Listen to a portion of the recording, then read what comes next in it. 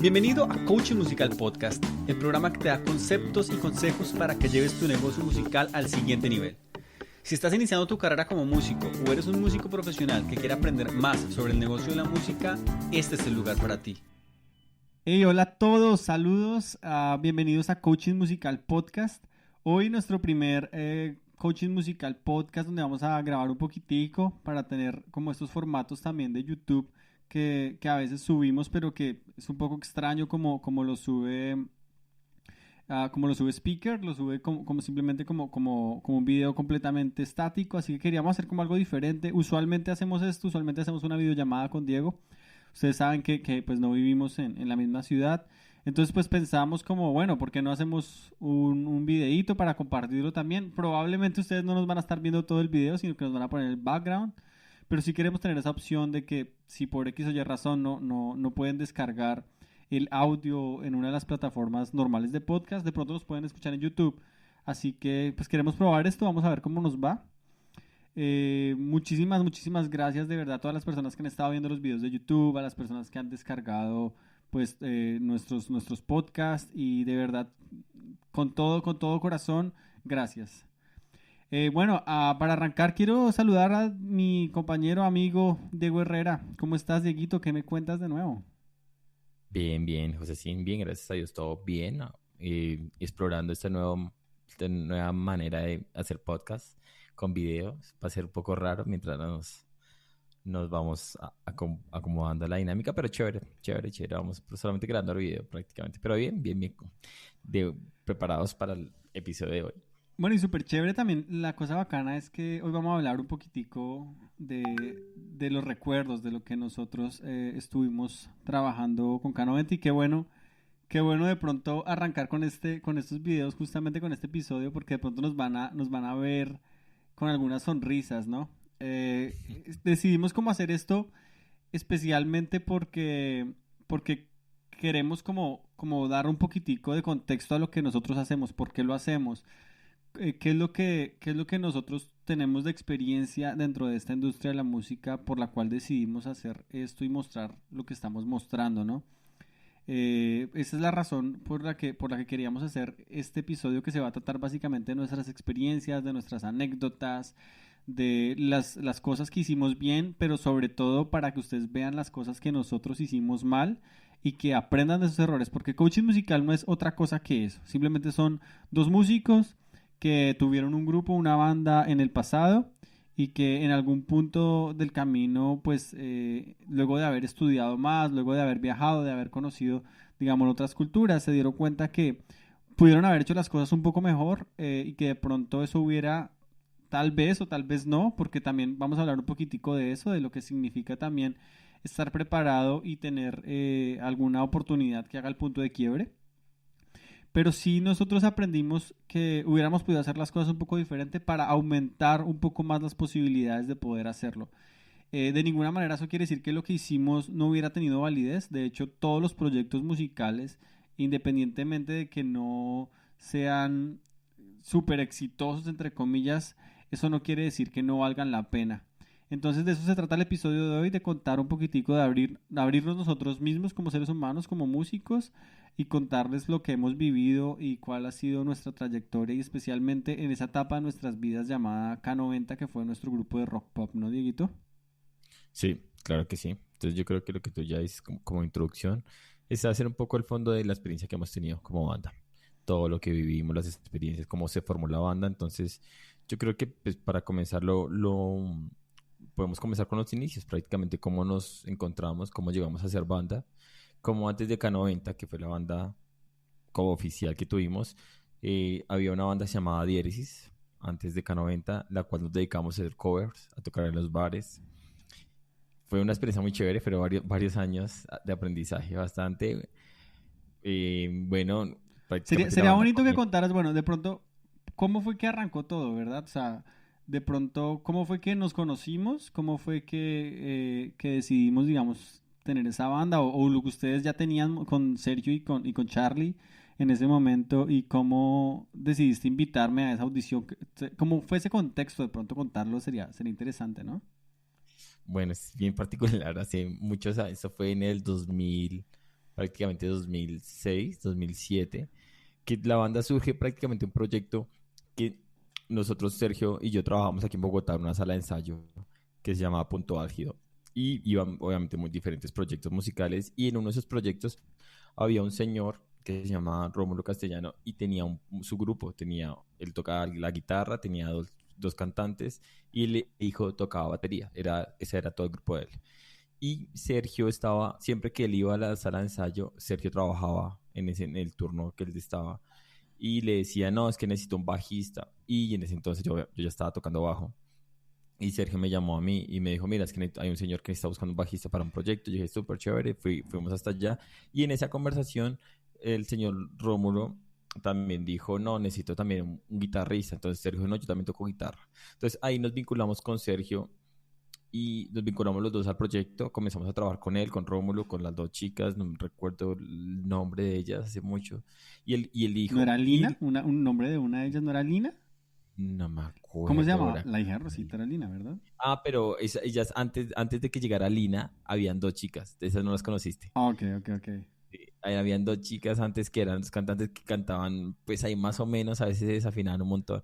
Pero entonces el proyecto de Rómulo, él decía, yo quiero grabar un disco. Entonces cuando dijimos, yo quiero grabar un disco, el hijo tocaba batería, pero no era muy bueno con el click. Entonces ahí fuimos hablando y dijimos, mire, la verdad, para la grabación del disco necesitamos un Bueno, pero buen pongamos en vocalista. contexto al Diego de esa época. O sea, vamos a hablar. ¿Cuántos años tenías tú en el momento de que este señor te dice, vamos a grabar un disco? Cuando él me dice, vamos a grabar un disco, yo tenía aproximadamente, ya te digo, 19, 20 años prácticamente, hace unos 12, 13 años Ok, ¿y atrás. tú Así. estabas ya en la carrera musical o todavía no estabas? ¿O estabas arrancando? Entonces yo estaba en segundo, tercer semestre de la Universidad de Cundinamarca, ya estaba estudiando bajo profesionalmente en la universidad y Sergio también estaba estudiando guitarra eléctrica en Bueno, la ¿y, universidad, es, y estábamos ya qué los es dos. eso? ¿Qué es esa sensación que te digan, vamos a grabar un disco? O sea, es una cosa como deslumbrante en un momento, ¿verdad? Es una cosa como rara, una sensación extraña, Y ¿no? pues, para mí es como que, bueno, ya grabaron disco y bueno, porque bueno, para los que están familiarizados hay varias maneras de grabar un disco, ahí están grabar todos al bloque o grabar uno por uno. Entonces, para ese entonces fue listo, vamos a grabar un disco. Entonces fue con Sergio, bueno, listo. Pero lo primero que pensamos con Sergio es cómo está la banda, o sea, realmente cómo está la banda para grabar un disco. Y obviamente el hijo que era baterista, pues no sabía, nunca había tocado con el metrónomo. Entonces dijimos, necesitamos un baterista. Y ahí sale No, además Charlie, que se porque me olvidó. Don Rómulo conocía a todo el mundo, a José Gaviria y todo el mundo, ¿verdad? Bueno, eres esos personajes particulares que conocen a todo el mundo, que tienen contactos con todo el mundo. No sé si a alguno le ha pasado que tienen uno que se conoce a la media industria musical y solamente necesitan un disco para despegar. Entonces también ese era uno de esos, Don Rómulo era una persona así, Bueno, y esto es importante, es como que entiendan el sarcasmo, ¿no? Porque de alguna manera eso no era cierto, o sea, él era una persona que le gustaba hablar bastante de más, pero, y es algo que a ustedes les puede pasar también, en algunos momentos, y sobre todo en esta industria, hay mucha gente que habla demasiada basura y les ofrece cosas, pero que realmente no logran entender lo que están ofreciendo, y en ese momento, de alguna manera, Diego y Sergio y posteriormente yo, aunque yo entré ya muy al final de ese proceso, pero sí cayeron de alguna manera víctimas porque lo que estaban haciendo ellos era básicamente cogiendo las canciones del señor Rómulo. Ellos estaban haciendo arreglos profesionales para eso porque ellos estaban estudiando música mientras que don Rómulo no. Cogieron esas canciones, las arreglaron, hicieron pistas, hicieron diferente tipo de trabajo con ello, ¿verdad? Sí, ahora para poner un poco más en contexto qué tipo de música estábamos haciendo, las canciones de Rómulo Castellano eran muy música para la plancha, para los que no están familiarizados, música para la plancha, artistas como Pimpinela, aquí en Colombia más que todo, artistas como Pimpinela, como, ¿qué otro artista se recuerda? Así como, es que Pimpinela es el que más tengo presente. Pero era música, en el contexto en Colombia se le hizo música para planchar y él quería algo más rock. Entonces los arreglos que hicimos con Sergio fue cambiar todo ese contexto de música para planchar y O sea, hacer. mire, ¿qué es eso? O sea, cogieron música realmente con un sonido bastante viejo, con unas letras bastante, de alguna manera, no muy modernas para la época ya de por sí, y las quería transformar en rock, ¿verdad? Y Sí. es ese tipo de cosas él creía que era lo que le iba a llevar a la fama mundial. No, él estaba seguro, realmente. Él decía, con esto nos vamos a volver famosos. Entonces, ahí surge el proyecto. Realmente surge el hijo por cuestiones de grabación. Como el hijo no estudiaba batería y era solamente un hobby, entra un amigo que se llama Charlie. Bueno, se llama Carlos, prácticamente. Carlos, uy, Carlos, se me fue el apellido de Charlie. Eh, no, Parker. se me fue. Se me fue. Bueno, entra Charlie en la banda. Realmente entra Charlie en la banda. Baterista también habíamos tocado con una banda de hard rock con Sergio unos 2, 3 años atrás. Entonces entra Charlie a ser parte de la banda y las cantantes también no cuadraban bien, no encajaban bastante bien. Entonces buscamos otro amigo cercano, también amigo de Charlie, también todos muy cercanos, que se llamó Diego Chávez. Diego Chávez entró a ser la voz principal de la banda de Rómulo Castellano. Entonces, él entra como integrante y ya quedamos para la banda, para el álbum, para grabar el álbum, queda Charlie en la batería, Sergio en la guitarra eléctrica, Don Rómulo, también toca guitarra eléctrica, muy sencillo, muy básico. Está Diego Chávez en la voz y entro yo en el bajo. Entonces ahí comienza la Y las banda. cantantes, como quien dice, las cortaron. Ok. También las Canceladas. cantantes. Se cancelaron las cantantes y el hijo. Es que íbamos sacando a todos, pero no, obviamente todos estábamos pensando en pro O sea, de sacaron, o sea, el señor tenía una banda familiar y ustedes mocharon a toda la sacamos, familia. y hasta al Roble también lo sacamos más adelante, ya lo vamos. O sea, ya Pero él se convirtió en el manager de la banda. exactamente como era el manager, y obviamente cuando ya hacíamos arreglos, Don Rómulo tocaba la guitarra así muy sencillo, o sea, un señor que medio tocaba y colocaba los acordes bien. Pero cuando ya comenzamos a hacer los arreglos con Sergio y con Charlie, en ese entonces había mucha creatividad en términos de arreglos, de cortes, hagamos una pausa aquí, hagamos una introducción, hagamos esto. Y en los cortes y en ese tipo de arreglos, Don Rómulo Rómulo no las No ponía, las se ponía. perdía. O sea, lo No, que llamamos nosotros en música no las pone, no pone las no pepas. ponía las notas, exacto, no ponía las notas donde eran.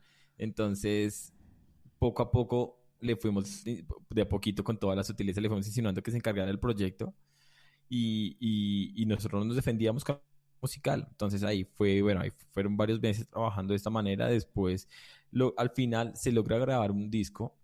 Vamos aquí a Bogotá a grabar en un estudio que se llama Loops. Hace muchos años, creo que ya no está. Y grabamos el disco en simultáneo. Ahí sí cuadramos una sesión y grabamos el disco en simultáneo. Entonces fue una experiencia muy chévere grabar realmente en bloque, lo que también se le dice grabar en bloque. Y grabamos todos al tiempo. En ese momento también, antes de la grabación, una amiga también muy cercana, se llamaba Lina Alejandra Anderson, entra ella a hacer coros del proyecto. Entonces, Pero Lina ya esa era cantaba, ¿verdad? Lina cantaba. Lina era la corista, canta muy bien. Entonces apoyaba los coros y Diego hacía la voz principal. Entonces cuando entramos, al fin logramos grabar el disco, se graba en bloque, ahí sale el proyecto. Y después comenzamos a tener varios eventos Y se volvieron y, famosos, mundialmente famosos. y a la final, cuando comenzamos a despejar después de tantos meses de ensayo y después de grabar el disco, el Rómulo ya dice no, ya él no nos dice como que ya quiere cancelar la banda, sino nosotros estábamos ensayando con la batería de él, con algunos equipos de audio de él, y él un día antes de un concierto que teníamos, él nos ¿Dónde pide era el la concierto? batería. ¿Dónde era el concierto? El concierto, teníamos un concierto en la Media Torta, en Bogotá, ese fue el concierto de la Media Torta. Teníamos dos conciertos incluso. Uno en lo que se llamaba el Septimazo, hace mucho, el Septimazo, y otro en la Media Torta. Entonces, tú ya habías estado. Entonces, lo que pasa es que José llega cuando tenemos la banda, grabamos el disco, pero Diego Chávez, si no mal lo recuerdo, Diego le Se sale fue un del viaje país, para ¿no? Londres. Sí, creo que le sale un viaje para estudiar a Londres y él se va a estudiar y nosotros nos quedamos sin cantante. Entonces comenzamos a hacer audiciones. Yo curiosamente con José me llegó a encontrar. Eso fue también por medio de una reunión de la parroquia cerca donde vivíamos en ese entonces. estábamos cerca y ahí nos encontramos porque compartíamos un amigo en común que estudiaba en la misma universidad con Juan Carlos. Juan Carlos era el Juan amigo en Carlos común y Aleán. nos conocimos. Y Juan Carlos Alián, exactamente. Y ahí yo escucho a José cantar en uno de esos ensayos y le digo, ¿por qué no haces audiciones? Estamos haciendo audición para cantantes. Realmente tu color de voz me parece muy chévere para el género que estamos haciendo. Entonces haz la audición. Entonces ya habíamos hecho como unos 2, 3 audiciones antes de José. Hicimos varias audiciones y de todos los cantantes nos gustó realmente José, realmente como el estilo de voz está perfecto para el género que queremos hacer. Entonces, José entra a la banda con las canciones de Don Rómulo Castellanos, sí, ya prácticamente entra a cantar las canciones de Rómulo y Me acuerdo de obviamente le pone su si me quiero, amaras, ¿no? si me amaras, si me amaras. Y ahí comenzamos a ensayar con José para los 2 primeros conciertos que teníamos de la banda. La banda en ese entonces se llamaba Castellano Banda Musical, creo que le había colocado y le había colocado tarjetas El y nombre bueno, de la banda de rock, ¿no? Castellano. esa es la banda Con la que se iban a Castellano. volver mundialmente famosos. En el festival de la Media Torta nos categorizaron como música de antaño, o sea, esa era nuestro género de música de antaño Es que de y verdad es no, muy, muy curioso cómo también. Pero estos son los sueños, güey. Son los sueños, o sea, realmente Sí, eso es. O sea, y para nosotros con Sergio, y bueno, creo que para todos, éramos muy peladitos y estar montados bueno, el Septimazo era una tarima chiquitica en la calle con varias gente, para los que no están familiarizados con el Septimazo, es un festival que se suele, no sé si todavía se haga, pero en Bogotá es una calle en la séptima donde se cierra la calle y hay varias actividades culturales, hay conciertos, hay tarimas donde hay conciertos, hay teatro, hay, bueno, diferentes actividades artísticas. bueno, y para entrar un poquito en contexto, porque ahí entro yo al cuento, ellos estaban con esos dos conciertos, el Septimazo y la Media Torta, que eran realmente conciertos importantes, o sea, tocar en la Media Torta y tocar en el Septimazo, por más que fuera música de antaño, por más que fuera para un evento, digámoslo, no precisamente de rock o algo así, pero era un reto súper grande. Y yo entro como faltando 8 días, ¿verdad, Diego? Como faltando Y 8, tú 15 entras días para el evento. bastante pronto para el evento. Realmente los ensayos contigo fueron muy contados. Y es listo, aprendas el repertorio que teníamos algunos covers, teníamos como unos covers, no recuerdo muy bien, pero la mayoría eran canciones de Rómulo. Entonces, entramos y el Septimazo obviamente es una tarima chiquitica en la calle, bueno, una buena tarima en la calle y esa fue como la primera experiencia que tuvimos el concierto en vivo. Y ya el Septimazo y la Media Torta también un venue, sí, un lugar de conciertos aquí en Bogotá, que es grande, obviamente el espacio era una tarima grande con sonido profesional, realmente con luces profesionales, era un buen concierto, Yo era me la acuerdo primera que vez era que la primera vez que me ponían retornos.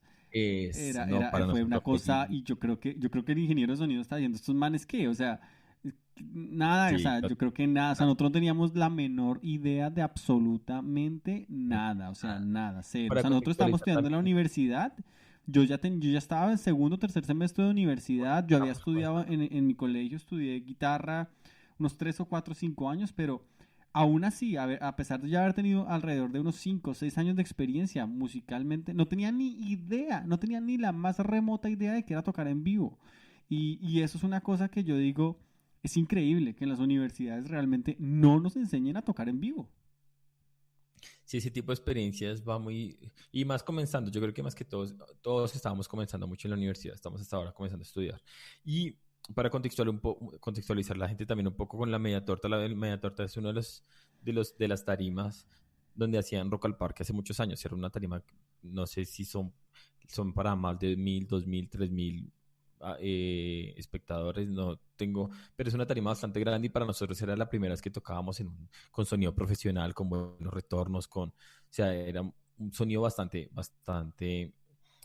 grande pues, para la banda y para la trayectoria ¿No? Y de la yo me acuerdo, experiencia que serio tenía teníamos. una pedalera Zoom de esas 2300, ¿cómo era? Una, Nosotros una teníamos, cosita así chiquitica con y pedalcito. obviamente era una banda para una tarima tan grande, una tarima donde habían tocado bandas como las 1280 Almas aquí en No, Bogotá, no, no, como, o no. sea, muchas bandas se habían pasado por la Media Torta. Entonces, ahí tuvimos ese concierto, ese concierto, y una vez, en el momento del concierto, ya Rómulo ya se había llevado la batería con la cual ensayábamos, teníamos un espacio de ensayar, pues para ensayar ahí cerca donde vivíamos, y Y entonces ahí él se lleva todo y obviamente nos quedamos sin nada. No teníamos batería, no teníamos sonido, no teníamos nada. Entonces ahí tampoco canciones. Y ahí lo que llega a pasar es que pues obviamente quedamos como bajos de nota, no teníamos los equipos para ensayar, entonces pues, veníamos a un ritmo de ensayo bien, ensayando 2, 3 veces a la semana, súper bien. Y sí, duramos varios días achantados, entonces en uno de esos que nos reunimos, ahí José en ese entonces se coge la guitarra y comienza a cantar algunas canciones y nosotros le preguntamos si es canción, no, es que yo compongo canciones, entonces fue como que en serio, no teníamos ni idea, entonces dijiste, no, yo compongo varias canciones y dijo, bueno, ya tenemos de dónde sacar repertorio para canciones originales. Y ahora necesitamos batería, necesitamos un sonido. Y ahí comienza con no es el Teletón, que comenzamos a ir de familia en familia pidiendo dinero. Ahí sí, sí, Y ¿te eso sí, acuerdas? y eso es importante porque nosotros éramos pelados que hasta ahora estaban empezando su carrera musical, que Teníamos no, que 20. realmente era lo que entendíamos de la industria musical 0.00000. O sea, no había nada de idea de nosotros. O sea, nosotros creíamos que era aprender a tocar y de hecho nosotros no tocábamos mal. Nosotros ya estábamos en la universidad, en segundo semestre, tercer semestre de universidad, sabíamos tocar nuestro instrumento. Bueno, yo estaba estudiando guitarra clásica, yo no estaba estudiando canto, pero uno tiene idea de cómo funcionan las cosas musicalmente hablando, pero de la industria musical no entendíamos absolutamente nada, no sabíamos después de grabar un disco que se hacía, no teníamos ni idea que era un derecho de autor, no teníamos ni idea que teníamos que llevar, o sea, ¿alguna vez ustedes registraron las canciones y las llevaron a Saico y a Simpro? Digamos, ¿cobraron la plata de lo que supuestamente nos ganamos por haber tocado en la media torta las canciones de Don Rómulo? No, nada, nosotros no teníamos conocimiento absolutamente de nada de eso. Nada es nada. Cómo eran los derechos de autor, cómo eran las regalías, cómo ganábamos nosotros, cómo ganábamos como intérpretes, cómo ganábamos, cómo se ganan los compositores. No teníamos ni idea absolutamente Y nada. ese es uno de los grandes errores que nosotros realmente cometimos, porque nosotros éramos una banda de sueños, era una banda de que ensayábamos y tratábamos de sacar nuestras canciones, pero lo que entendíamos o comprendíamos de la industria musical era muy poco, o sea, ni siquiera teníamos, o sea, nosotros sabíamos cómo hacer arreglos, sabíamos cómo Sí. componer canciones, pero tener un claro paso a paso, cómo era que íbamos a lograr realmente hacerla, entre comillas, o realmente íbamos a poder vivir de la música no teníamos ni idea, o sea, no sabíamos de dónde venía ni siquiera el dinero y lo que hacíamos básicamente era sacar de nuestro bolsillo para pagar ensayos, ¿no? Entonces, sí, yo creo que eso es Sí. importante también para entrar a la segunda parte, digamos, y es como ya después de que pasamos esa etapa de diéresis, de que logramos haciendo vaca con nuestros papás, de pasando casa por casa, diciendo, hey, por favor, queremos una banda, necesitamos una batería, y como mi mamá sacó plata y nos prestó, como la mamá de Sergio, la familia de Diego sacó plata también para podernos prestar dinero para comprar una batería y cómo de un momento a otro logramos tener banda gracias al esfuerzo también de las personas que nos apoyaron. Es como nosotros teníamos que retribuir de alguna manera ese esfuerzo que hicieron a nosotros y cómo nosotros nos íbamos a organizar para que la banda realmente funcionara, ¿no? Y ese es el punto. Cómo nosotros, en medio de todo que fuimos muy juiciosos, sin entender realmente cómo funcionaba el negocio de la música, cómo nos organizábamos, ¿verdad? Sí, lo que tú dices es como todo comenzó con, bueno, necesitamos una batería, ¿de dónde vamos a sacar el dinero? Comenzamos a buscar ayuda. Entonces, de ahí viene el proyecto Diéresis, que es el que acabas de decir. Diéresis surge de esa transición, donde ya logramos reunir entre todos, cada uno, reunimos, cada familia coloca una parte de dinero, logramos comprar batería, logramos comprar unos micrófonos, unos equipos para poder ensayar. Y ahí surge Diéresis. Diéresis se convierte principalmente en una banda más que todo de covers, teníamos covers de rock en español, Andrés Calamaro, Soda Stereo, Fito Páez, teníamos temas de Equimosis, sí, realmente nos dedicamos y ahí comenzamos a realizar varios conciertos a nivel local en Bogotá, en diferentes bares, en diferentes eventos, en 15 años, sí, en eventos de 15 años, tocamos en varios eventos, en eventos empresariales. Y lo que tú dices, en ese entonces, pues como estábamos primeros semestres de la universidad, lo único que nos importaba era tocar. Y si nos pagaban, mejor. Pero no el concepto o la No, si idea nos de pagaban, bien. O sea, si no nos sí, pagaban, también. Esa era. también, este era el dicho, sí, si nos pagaban bien y si no también, o sea, lo importante era tocar. Y es natural, o sea, si lo vemos en contexto es natural porque realmente en el caso de la música algo muy particular, que la pasión es lo que más lo impulsa a uno más allá del dinero como tal al principio. Pero sí faltaba esa falencia, bueno, realmente si lo vemos a nivel de industria, a nivel bueno, si ya lo voy a coger yo profesionalmente, si quiero vivir de esto, cómo voy a comenzar a recibir, ya no voy a dejar, pues ahorita mientras uno es adolescente, en ese entonces, mientras vivíamos con nuestros papás, entonces no había un tema de necesidad como tal. Yo creo que también eso influye cuando no hay una necesidad, pues vivíamos, éramos estudiantes y lo chévere era tocar. Éramos juiciosos con la banda, pero no había una necesidad de necesitamos pagar los servicios, necesitamos pagar arriendo. Entonces, nos faltó eso. Ahorita mirando en introspectiva, lo que nos faltó de información, nos falta un poco saber eso y enfocarnos desde ese momento, desde tercero o cuarto semestre. Y eso es lo otro. Yo creo que por el otro lado, el tema de las universidades en contexto, desde la experiencia que hemos tenido como banda, es que no había mucha información. Las materias, todo estaba muy enfocado a la parte musical. Las materias del negocio de la música, de industria musical, eran muy limitadas o eran muy básicas. A veces no estaban ya eran como electivas, prácticamente la mayoría eran como electivas, y eso sí las sabía, y si no, pues mira a ver sí, cómo se dan las cosas. Ujú. Obviamente en ese entonces la entrada al internet estaba casi que no, el acceso, No los era canales igual, de apenas YouTube estaba apenas iniciando, por ejemplo, Facebook era estábamos como algo, comenzando, claro, estamos era como MySpace, era lo más chévere que había, MySpace era lo más, nosotros teníamos ujú. MySpace con Sí, 10. y la información que había realmente en español era muy poca, ninguno de nosotros hablaba inglés en el momento, era muy diferente el mundo a lo que es hoy en día, en ese momento, y nosotros pues simplemente vivíamos de nuestros sueños y de las ganas de hacer música y de tener una banda y de ser mundialmente famosos y de llenar estadios. Cuando, y lo otro es eso, en la universidad, uno cree que uno va a la universidad realmente a eso, a aprender a ser un músico profesional, pero las, por alguna razón que es una de las, que es algo de lo que nos hizo empezar a hacer coaching musical, desafortunadamente la universidad ignora o decide hacerse de la vista gorda al respecto de todos estos problemas de la industria musical y decide enfocarse en formar músicos de atril, básicamente. Y no sé, en Como, este momento tal vez las cosas han ido cambiando. Tal vez en este momento de pronto los mismos músicos y las nuevas generaciones, como Diego, por ejemplo, que ya son un poco más conscientes de esto, han empezado a hacer un cambio al respecto.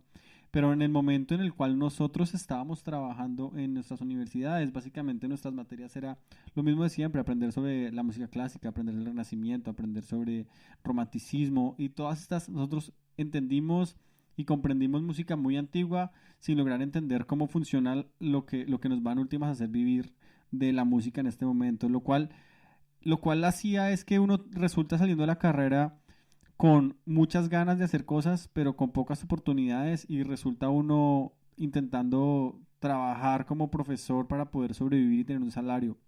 Entonces, es ese tipo de cosas. Nosotros nos organizábamos haciendo igual reuniones semanales. Nosotros de alguna manera éramos muy juiciosos con el dinero. Si recibíamos algo, tratábamos de priorizarlo para nuestros ensayos, pero aún así lo que recibíamos no nos alcanzaba. Entonces, aprender a saberse vender, aprender a decir no, es muy importante cuando se tiene una banda o un grupo musical. Cuando un bar le dice a usted, venga, vamos a hacerlo de las entradas, pero vengan un miércoles, por ejemplo. Entonces uno tiene que ser consciente de que no, si no se puede, pues no se puede, ¿sí? En este bar no será. Pero nosotros igual tocábamos viernes o jueves o cuando nos dijeran y resultábamos quedándole debiendo al bar o el bar haciendo el dinero porque el bar era el que vendía las bebidas y nosotros nos quedábamos, no sé, con 50.000, 70.000 pesos dividido en 4 personas. Ya, era absolutamente paupérrimo. Si cada ensayo nos podía costar 10.000 o 20.000, o sea, ni siquiera nos alcanzaba lo de los ensayos a cubrir. Son cosas que realmente yo, si pudiéramos volver el tiempo atrás, cambiaría. Aprender a vendernos, aprender a decir, no tocamos por ese dinero, es que no podemos tocar por ese dinero. El simple transporte nos costaba lo que íbamos a ganar en el concierto. Cosas absurdas como eso. Y aún así se hicieron cosas. Aún así, con esa ignorancia, se lograron hacer cosas. Logramos tocar en muchísimos bares, tuvimos algunos eventos de lanzamiento, por ejemplo, de RCN en La Dorada Caldas. Estuvimos allá y tocamos ante bastantes personas esa vez. Y creo que alguna de nuestras canciones estuvo en rotación, creo que en la emisora de La Dorada. Tocamos en Fosca también, que es un pueblo que queda cerca queda en Cundinamarca, si no estoy mal. Ya se me olvidó, pero sí, No. fue un evento muy bonito también allí. Tuvimos también varias entrevistas en diferentes emisoras y se hicieron cosas. O sea, es decir, de verdad, aún así y a pesar de nuestra ignorancia respecto al negocio de la música, se hicieron cosas. ¿Cómo hubiéramos logrado hacer si hubiéramos tenido la información que tenemos hoy? Y esa es la razón principal por la cual queremos comunicarles eso a ustedes, las personas que están empezando en su carrera musical, para que no cometan los mismos errores que cometimos nosotros. Está muy bien soñar, está muy bien amar la música, está muy bien tocar con todas las ganas y con su pasión. Pero si esto de verdad quiere que sea un negocio, tienen que entender hacer y aprender a hacer las cosas que nosotros no hicimos. Porque nosotros tocábamos en bares, sí es cierto, pero no teníamos una lista de la gente que asistía. Nosotros tocábamos en bares e invitábamos a nuestros amigos, pero realmente no nos dedicábamos a hacer que esa gente que nos iba a ver se sintiera especial. Entonces iban una o dos veces y aunque les gustaba la banda, ya después se aburría, pero porque no había ningún incentivo. Nosotros solo hacíamos música. No nos tomábamos el tiempo de entender cómo va a ser un buen marketing, cómo vendernos, cómo hacer que esas personas que iban se convirtieran realmente en fans recurrentes y no simplemente en amigos que nos hacían el favor de ir a un concierto. Y eso es lo que nosotros creemos que es lo que va a hacer la diferencia si ustedes escuchan lo que queremos decirles y escuchan la información que tenemos que darles, ¿no? Sí, lo que tú dices tiene mucho sentido pues de ahí surge todo el coaching. Realmente, cómo aprender de esta información. Estábamos muy enfocados, yo creo que muy enfocados en tocar, en pasarla bien, ensayar. Realmente la música era lo que nos teníamos en la cabeza, ensayar, en tocar, tocar en bares, si nos pagaban lo que hablábamos, si nos pagaban bien, si no también. Entonces y aparte de eso, como banda también, lo que tú decías, éramos una banda bien, o sea, juiciosas, dedicadas, aparte de los ensayos, programados reuniones semanales, lo que hablábamos, y aparte de las reuniones semanales nos sentábamos, era un poco a especificar, bueno, qué vamos a hacer ahora, cuál es el siguiente concierto, mirar los roles que teníamos cada uno, en ese entonces éramos cuatro, estaba Charlie, estaba Sergio, estaba José, estaba yo, estábamos los cuatro en la banda y cada uno tenía un rol. Me acuerdo que Sergio era el encargado de todo lo que eran finanzas, llevar las cuentas, libro contable, era todo lo que José era un poco encargado de todo lo que eran las redes sociales, todo lo que eran redes sociales y creación de logos, todo lo que era la parte digital.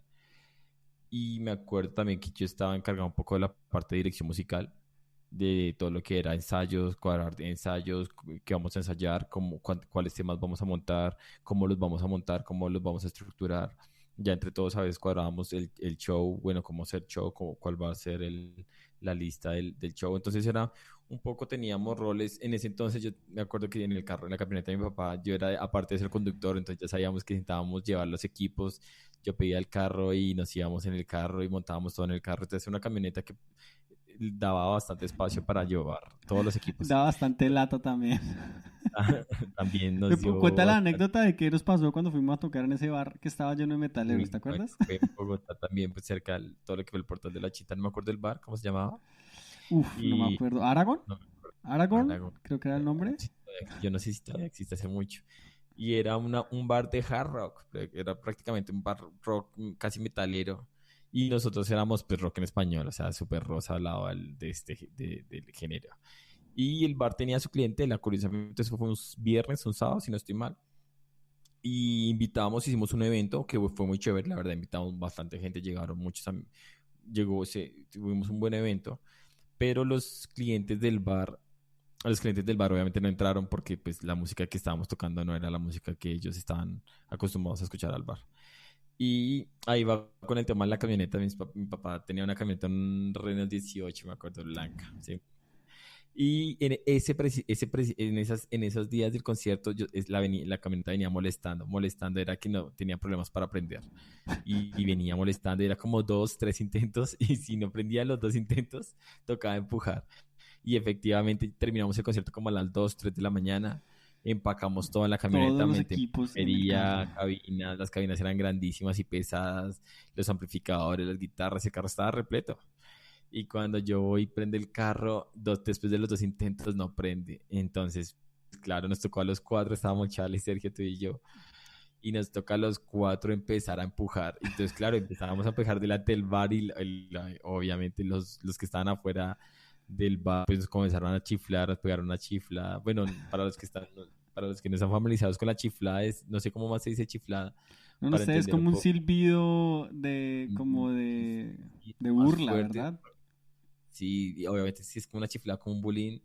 Y claro, obviamente fue vergonzoso. Obviamente la banda empujando la camioneta, igual la logramos prender. Creo que después de varios intentos se logró prender la camioneta y logramos salir. Entonces era al punto que quiero llegar, éramos dedicados. O sea, realmente no éramos una banda como que listo o que tocáramos por trago, que no nos pagan con cervezas. Entonces vamos y tocamos por cervezas en los bares. Creo que nosotros éramos muy juiciosos con el tema del alcohol y no procurábamos, íbamos a tocar, si iban alguno que quería tomar alguna cerveza, era Ujú.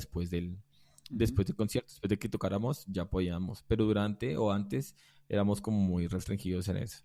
Entonces, nuestra experiencia fue esa, fue compartir, fue tener una banda queríamos, realmente soñábamos con ser rockstar, como hacíamos para ser rockstar, pero lo que tú dices, a pesar de la ignorancia de cómo funcionaba la industria, logramos reunir de algunos conciertos, comenzamos a reunir dinero, comenzamos a ahorrar, y ahí comienza un poco a surgir el tema de la Ujú. grabación. Entramos Sí, a la grabación del y EP. es una de las cosas porque a pesar de que nosotros no entendíamos muy bien de cómo funcionaba el negocio de la música y por más que tratábamos, preguntábamos, íbamos a foros, íbamos a diferentes eventos, llegó un punto donde se hizo claro de que tocando en bares la cosa no iba a funcionar. Se hizo claro de que especialmente los bares no tenían el presupuesto para pagarnos y lo que estábamos haciendo era pagar por tocar. Entonces, creo que inclusive, yo creo que duramos bastante, mucho más de lo que debimos en esa etapa y pudimos habernos dado cuenta, o al menos pudimos haber hecho mejores negociaciones, de pronto haber tocado menos en bares, pero haber tocado haciendo toques más importantes que fueran adecuados para nuestra carrera musical. Yo creo que eso lo hablamos con Diego, ¿no? Del triángulo. Del triángulo del evento, eso lo hablamos en el podcast anterior. Si quieres saber un poquitico más sobre cuándo debes de verdad tocar en un evento o no, pues escucha el podcast anterior porque ahí hablamos un poco sobre eso, sobre los eventos musicales. Pero Sí, entonces el punto fue que como para nosotros pasaron los años y era claro que por ahí no iba a ser la cosa, empezamos a investigar un poquitico más y empezamos a decir, ¿por qué no empezamos allá a mostrar llevamos tocando juntos muchísimos años, ¿por qué no empezamos a hacer nuestra propuesta musical y por qué no hagamos algo propio, hagamos algo que de verdad valga la pena?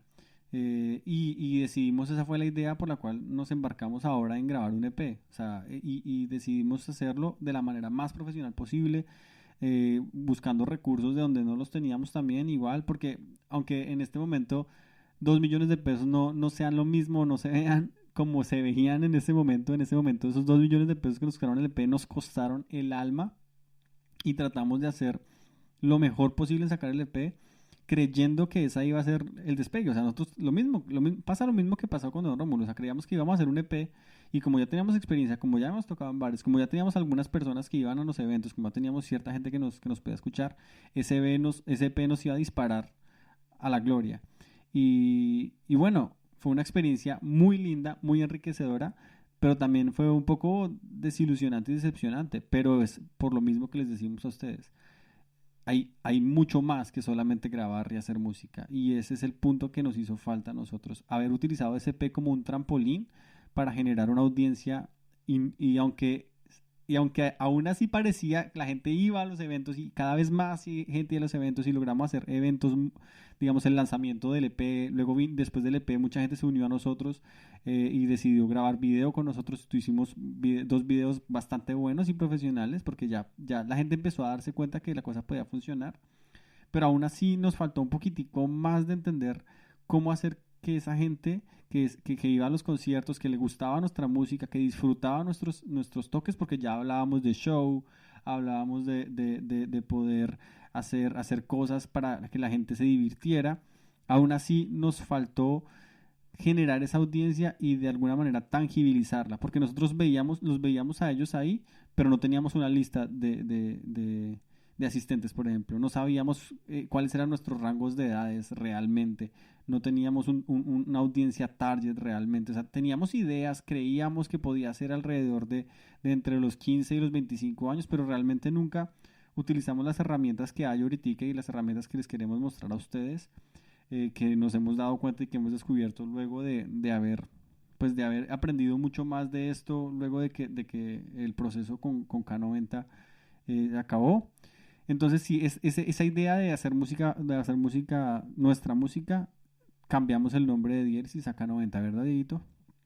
Sí, un poco para lo que me complementa lo que tú acabas de decir es la grabación del EP, grabamos tres temas. Profesionalmente buscamos un estudio profesional en ese entonces, pues no es, todavía no estaba tan la facilidad de grabar en la casa como ahora cada uno tiene su home studio. Hace 15 años, 20 sí, 15 más de 15 años atrás, era estudio profesional. No teníamos un productor, entonces nos autoproducíamos nosotros, hacíamos los arreglos.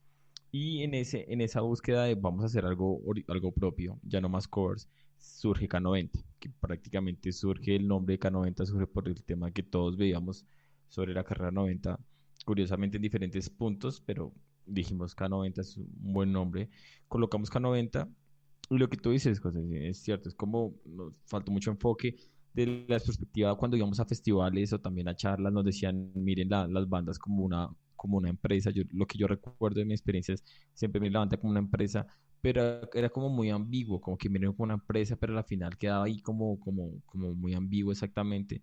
Pero ahora es cuando uno mira atrás y era ver cómo funciona una empresa, cómo se hace el producto, después quién lo distribuye, cómo se vende, cómo se trata al cliente y ver ese círculo. A veces falta eso, ver que se cierra un círculo, el que lo produce, el que lo vende, el que lo compra, se recibe la ganancia y es un ciclo que se cierra.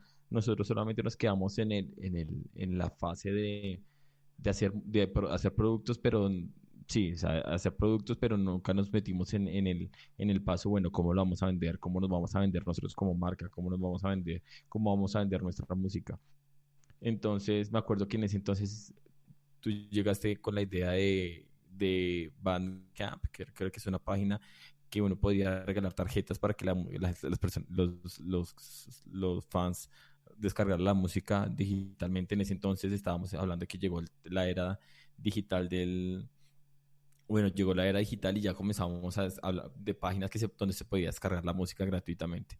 Entonces nos faltó mucho esa parte, creo que mucha parte de marketing, mucha parte de cómo conservar los clientes, cómo lo que tú dices, cómo hacerlos así sentir especial. Y igual con K90, a pesar de eso, grabamos un EP, promocionamos, hicimos promociones, comenzamos con K90 ya comenzamos a bajarle a los conciertos, ya no nos quemábamos, por así decirlo, cada fin de semana tocando 3 veces, sábado, domingo, lunes festivo o viernes, sábado, domingo, sino comenzamos a restringir un poco los eventos y a ser muy selectivos. Eso también creo que nos ayudó bastante en el tema de, bueno, vamos a tal festival y vamos a hacer 2 o 3 conciertos bien ubicados y ya era un poco todo estaba más, tenía más un objetivo, un fin como tal. No vamos a tocar por tocar ahora sí, sino vamos a tocar con algún fin específico. Entonces ahí viene K90, bueno, para seguir complementando, viene K90. Comenzamos a tener una gran experiencia a tocar en otros escenarios, a ampliar tanto los fans como el show. También nos enfocamos mucho en el show, aparte de hacer buena música, también pensamos en un buen show, las luces, juegos pirotécnicos, cómo hacemos para hacer algún movimiento en tarima que sea genial, que la gente no se lo espere. Entonces comenzamos a pensar en cómo crear esa experiencia. Creo que pues también lo que hablabas tú, el episodio pasado hablamos de un poco cómo crear esa experiencia del antes, el durante y el después. Y nos enfocamos mucho en el show en vivo. Muy chévere porque también compartimos el vestuario también que nos vamos a colocar, cómo nos vamos a poner de acuerdo, las baquetas, las cuerdas. Jugábamos mucho con el color verde, me acuerdo. En ese entonces yo compré unas cuerdas de neón que eran color verdes, entonces con la luz ultravioleta eso alumbraba, entonces obviamente se veía increíble y todo. La parte visual también fue un tema que nos enfocamos mucho y también fue chévere, o sea, la puesta en escena era muy, muy trabajada, la verdad, la trabajamos la coreografía. Y ya un poco, venimos tantos años, bueno, venimos trabajando varios años y ya la banda como tal llega a terminar en el momento cuando a mí me gano una beca para estudiar por fuera, gano una beca para estudiar en Boston y apenas me sale, ya les digo, chicos, obviamente una beca que no me esperaba, entonces era algo que nadie se lo esperaba, yo tampoco me lo esperaba. Les digo, me salió una beca, pues voy a irme a estudiar un tiempo por fuera y ahí de la mano. Yo viajo fuera del país, viajo fuera. Y José también, como tú saliste del país como al año, el Sí, larguito año, no directamente al año, pero sí 2 años o 3 años 2 añitos después. Pero larguitos, yo sí. ya en el O sea, momento en que tú saliste, yo también empecé a tomar la decisión de que quería salir del país por varias razones, ¿no? Empezando también por mi familia, ya pues mi esposa, ya estábamos luego como el año y medio esperábamos un bebé, a Ana Sofía, y pues las perspectivas empezaron a cambiar. Pero lo que yo sí pude ver es que de alguna manera, cuando empezamos a ser un poco más conscientes de generar una experiencia musical, las cosas empezaron a funcionar bien. De hecho, teníamos eventos muchísimo más grandes, la gente iba, se divertía muchísimo.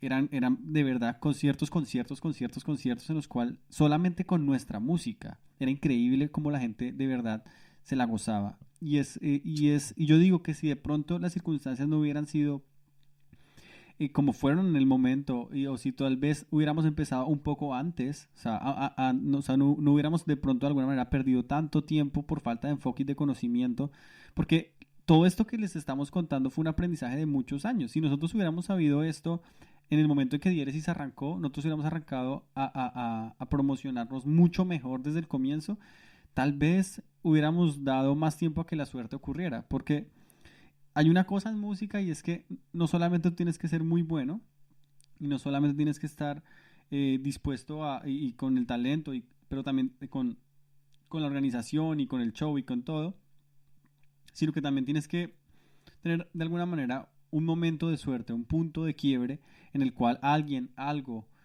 hace que te vuelvas un poco más viral o un poco más famoso para realmente romperla, como lo que diríamos nosotros, romperla en la música. Pero si no logras ese punto en el cual la puedas romper y llegar, digámoslo, a un nivel mayor, puedes vivir de la música, pero en un bajo perfil realmente. Y eso es lo que nosotros estábamos organizándonos para hacer. O sea, si Diego nos hubiera ido, seguramente nosotros hubiéramos podido lograr vivir de la música de manera local. Y de sí. pronto con todo ese bagaje en algún punto hubiéramos tenido un punto de quiebre. Entonces, y eso es lo que nosotros queremos mostrarles con coaching musical. Vivir de la música sí es posible, pero vivir de la música no necesariamente quiere decir ser mundialmente famosos como nosotros creíamos en un principio. Si ustedes son bien organizados y saben cómo mantener su audiencia, saben cómo hacer este túnel de ventas, saben cómo de verdad trabajar la banda como una empresa en el cual se hace el producto, pero también se sabe cómo se vende el producto, sabe cómo se distribuye y sabe cómo ese producto va a traer las ganancias. Porque el problema cuando nosotros estábamos con 10 y es que todos ganaban. El bar ganaba porque la gente le iba y le compraba un miércoles. El man del transporte ganaba porque nosotros teníamos que pagar el transporte o el de la gasolina cuando teníamos que pagar la gasolina del carro a Diego o teníamos que comprar pagarle una van para que nos transportara. Él ganaba el bar. La gente que iba a ver el concierto ganaba porque realmente recibía a cambio el evento que querían. Los únicos que no ganábamos en todo ese círculo éramos nosotros los músicos. Y ese es el punto de quiebre que nosotros necesitábamos haber entendido mucho antes y no haber perdido tanto tiempo en ese círculo. Empezar a haber construido una historia alrededor de nuestra banda, empezar a entender cómo crear esas audiencias que van a poder sustentar no un evento cada 8 días como nosotros estábamos haciendo, pero sí un evento cada 3 meses, relativamente más grande y con un precio de entrada muchísimo mayor que nos hubiera permitido ahorrar gastos como ensayos o transportes y todo este tipo de cosas que vienen con el evento. Entonces, todo ese tipo de aprendizajes y errores, como por ejemplo no haber tenido el enfoque o haber perdido ese tiempo que nosotros perdimos, es lo que queremos ahorrarles a ustedes como audiencia. Y es lo que nosotros queremos ofrecerles simplemente porque queremos devolverle al mundo un poco eso, ¿no? Queremos devolverle un poco de esos aprendizajes porque creemos que son valiosos, porque creemos que ser músico aún tiene valor y vivir de la música también es posible. Pero es muy importante también entender que los contextos culturales, sociales y todo eso cambia. Absolutamente todo cambia. Aunque los medios de comunicación están en este momento ya masificados a través del internet y todo lo que se puede hacer, ustedes pueden encontrar un nicho más pequeño si tocan, no sé, música de antaño o si tocan black metal. Cualquiera de esas opciones pueden ser viables. También hay que entender que algunas son mejores que otras en el momento de poder vivir de esto. Y eso es algo que hay que ser conscientes. No es lo mismo tener una banda de rock en los años 80 en Bogotá que tener una banda en el 2005, cuando nosotros estábamos trabajando con ello, a tener una banda de rock en Bogotá el día de hoy. Y ese tipo de cosas sí hay que entenderlas porque el lugar también en el cual estás influye directamente, ¿sí? Porque es lo mismo tener, no sé, tener un grupo de rock en Buenos Aires en los 80 era el mejor lugar para estarlo, ¿verdad? Pero tal vez si ustedes hubieran tenido un grupo de rock en los 80 pero hubieran estado, no sé, en China, las cosas hubieran sido bastante diferentes, ¿no? Entonces, entender realmente el contexto social y cultural en el cual se desenvuelven es muy importante para, para proyectarse mejor. O sea, para proyectarse mejor y para poder hacer las cosas con un poco más de serenidad. No cualquier proyecto puede ser exitoso, no se puede vivir de la música de cualquier proyecto. No quiere decir que no se pueda hacer rentable con una buena organización, pero hay que tener un plan y hay que saber hacer las cosas. No es solamente que porque yo hago buena música o porque yo soy excelente con mi instrumento, todo tiene automáticamente que salir bien. No. Hay músicos muy virtuosos, hay músicos excelentes que están viviendo en un sótano. Precisamente por eso, porque no son capaces de entender que no es solamente ser virtuoso, no es solamente ser técnicamente muy bueno, sino es entender la necesidad del mercado y entender cómo se monetiza eso que estás haciendo y que en últimas todo tiene que ver en entretener a una audiencia. El músico como entertainer, nosotros en coaching musical creemos eso y es muy importante entenderlo si realmente quieres vivir de ello. Hay que trabajar como si controlaras el 100% de las cosas. Hay que trabajar como si fueras capaz de controlar tu suerte, pero entendiendo que eso no es así. Es muy difícil controlar absolutamente cada detalle. Las cosas siempre se te van a salir de las manos. Siempre van a haber circunstancias que hacen que las cosas no vayan como lo planeaste y hay que tal vez improvisar en el momento, pero hay que intentar y trabajar como si fueras capaz de controlarlo. Entonces son aprendizajes que nosotros también tuvimos y de pronto unas conclusiones que queremos hacer es, ojo con eso, enfócate, lucha, persevera, sigue tus sueños, pero también tienes que al mismo tiempo ser consciente que gran esfuerzo y trabajo duro necesitan un poquitico de suerte y de contexto para que las cosas terminen de encajar. Eso es. Sí, un poco lo que tú dices y para complementar ya y como sí, los tips y todo, compartir nuestra experiencia, es eso, se puede vivir de la música, realmente el lema que nosotros establecemos en coaching, se puede vivir de la música, la idea es vivir bien, porque tampoco es, no, yo vivo de la música, pero vivo ahí como arrastrado, como, pero también es mirar en contexto, realmente mirar el contexto, qué género quiero hacer, de qué quiero vivir, exactamente, quiero vivir de hacer música clásica, quiero vivir de hacer rock, quiero hacer del pop, cada, cada género tiene, obviamente tiene su clientela, pero a la vez ese público objetivo es mucho más amplio en unos géneros que en otros. Entonces, un poco tener la perspectiva en el género en el que me quiero desenvolver, cómo quiero vivir de la música, mirar el contexto en mi ciudad, en mi barrio, en mi parte local, realmente del género que estoy haciendo, qué fuerza tiene a nivel local. Si me va a entender, si de pronto estoy en una ciudad donde el urbano es muy fuerte, obviamente ahorita a nivel latinoamericano es un tema muy fuerte, pero tengo una banda de metal y no quiere decir que no pueda vivir del metal, pero viéndolo en contexto, pues las posibilidades de que mi banda de metal tenga una muy buena solvencia económica comparado con un artista de género urbano son muy bajas. Entonces, mirar el contexto, pero también hay un dicho y hay estudios, realmente ni siquiera es un dicho, hay un estudio donde se comprueba que una banda, un proyecto musical puede vivir con 1000 fans. Apenas uno establezca una cantidad de 1000 fans, pero fans reales, fans que estén activos, fans que compren, que interactúen, uno puede vivir muy bien. O sea, realmente ni siquiera vivir como a media, sino puede vivir muy bien de la música. Y a la final, 1000 fans no es mucho si lo vemos en contexto. Cuando en el caso de Bogotá, que pues, obviamente es una ciudad grande que tiene más de 9 millones de habitantes, pues 1000 muy pequeño la cantidad para un contexto de 9 millones. Entonces, a lo que queremos incluso llegar a en el episodio es mirar siempre luchen por lo que ustedes quieran, por lo que quieren alcanzar, por cómo quieren la música. Nosotros también compartimos ese sentimiento de hacer música es increíble, la sensación de estar frente a la tarima, de estar en la tarima frente al público es increíble, la sensación que podemos despertar, las alegrías, toda la emoción, todo lo que vimos con K90, gente que nunca nos conocía, nunca tuvimos un contacto de amistad, pero cuando iban al concierto brincaban, la pasaban bien, algunos no se sabían las canciones, pero aún así se sentía que la estaban disfrutando. Entonces es como a partir de esa experiencia ustedes también pueden llegar a hacer lo mismo y pueden incluso hacerlo mucho más allá donde llegamos nosotros.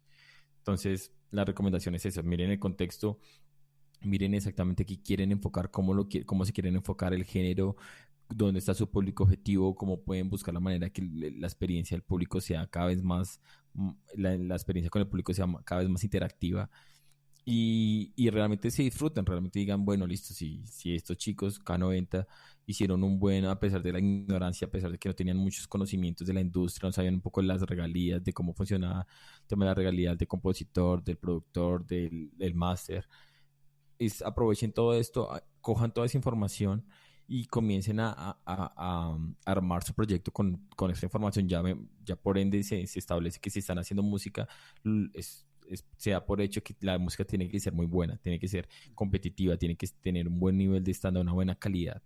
Y ahora súmenle toda esta parte del marketing, cómo venderse, cómo promocionar mi música, pero a la final, de mi punto de vista, y lo hemos hablado con José también, es que todo el tiempo que le dedicamos, los ensayos, la hora de componer, los arreglos, eso obviamente tiene un valor, también tiene un valor emocional, tiene un valor, pero también tiene un valor monetario y un valor de cómo le comenzamos a dar ese valor de bueno, esto se merece, esto no se merece tantos meses de trabajo para hacer un disco, para llegar y de un momento a otro colocarlo, todas las canciones en YouTube o en Spotify y esperar a ver que la gente lo escuche, pues a la vez no tienen como que no,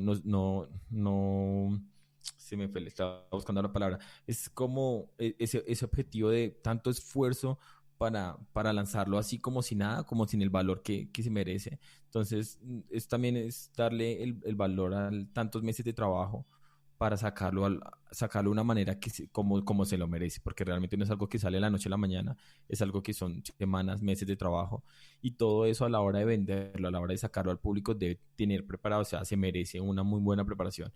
Y eso es lo que muchos artistas, que también nosotros también creo que tuvimos esa falla de cómo no organizar una buena campaña expectativa, cómo organizar bien esa campaña, cómo lanzamos el primer sencillo, cómo vamos a lanzar el segundo, cómo lanzamos el EP, qué promoción hacemos, cómo hacemos el merch, cómo podemos hacer una campaña de merchandising con el EP. Entonces, porque compré el EP, le obsequiamos de pronto un concierto privado. Bueno, así hay muchas estrategias. Entonces, la recomendación ya para terminar es cojan toda esta información que les estamos dando, aprovechenla, utilícenla al máximo y, y realmente hagan lo posible que sería genial en un par de meses, un par de años que ustedes nos escribieran en el canal de YouTube o en todas las redes sociales y nos comentaran, no chicos, yo los escuché hace muchos meses, hace tantos años y seguí las recomendaciones y ahora estoy viendo de la música, estoy viviendo muy bien, tengo tantos fans, estoy contento con lo que hago, sería ideal nosotros poder recibir ese tipo de mensajes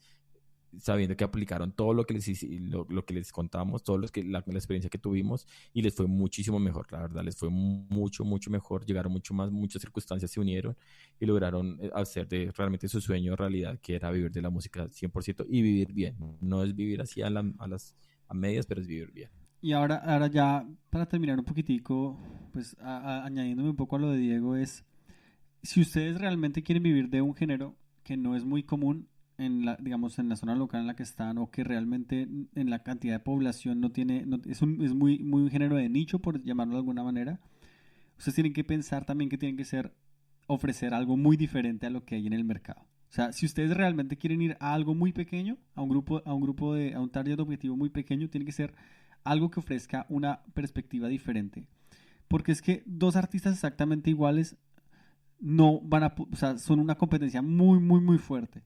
La idea siempre es diferenciarse y generar algo completamente distinto, y es ahí donde la creatividad llega realmente a tener un valor supremamente importante. Es decir, no sean copias de nadie. no sean copias de nadie, especialmente si ustedes se dedican a hacer un nicho pequeño, traten de hacer algo diferente y si esa diferenciación también no solamente es con la música, no solamente es con el show, sino también es con la manera en la cual tratan a su audiencia. Esto es algo que yo sí aprendí luego con el tiempo, cuando empecé ya a dedicarme un poco más a otros aspectos de entender más del marketing digital, ya metiéndome más en el cuento del trabajo con propuestas con internet y con programación bueno, otra parte de mi historia que fue lo que pasó luego de que decidí migrar de Colombia. Es importante que ustedes entiendan que el público va a ser solamente ese público desde el cual estaban esos 1000 fans son los que van a hacer que ustedes puedan vivir de la música. Así que tienen que tratar a ese cliente, que son sus fans, muy, muy, muy bien. Y es algo que a veces se nos olvida. A veces creemos que como somos artistas y tocamos muy bien, todo el mundo tiene que alabarnos y es todo lo contrario. Nosotros tenemos que buscar, porque artistas en este momento también, la masificación de las redes sociales ha hecho también lo contrario. Ha hecho que cualquier persona pueda subir algo a Spotify. Cualquier persona puede subir algo a Spotify, algo inclusivemente muy bien grabado, porque las opciones digitales están para grabar muy bien. Entonces ya solamente grabar y ser bueno no es suficiente, hay que dar más. Y ese es el plus que nosotros les queremos dar como coaching musical, tratar de mostrar a través de lo que nosotros aprendimos y lo que aprendimos no solamente con nuestra etapa de K90, sino lo que pasó después. Que las cosas sí son posibles, pero hay que trabajarlas y hay que saber enfocar. Entonces nada, yo creo que ya con esto terminamos. Muchísimas, muchísimas gracias por haber estado aquí con nosotros. No olviden seguirnos en redes sociales. No olviden ver nuestros videos de YouTube. Denle like si les gusta. Compártanos, coméntenos, envíenos también sus comentarios a coachingmusical@gmail.com. coachingmusical.net@gmail.com, perdón. Y nada, buena energía. Lo mejor de lo mejor y esperamos que esto haya sido su agrado. Un abrazo gigante. Sí, la verdad, gracias por vernos, por estar ahí pendientes. Esperemos que les haya servido mucho la información que les compartimos hoy. Y sí, ahí seguimos colocando más información de interés, con la información que les pueda ayudar en ese proyecto musical a que cada vez crezca mucho más. Chao.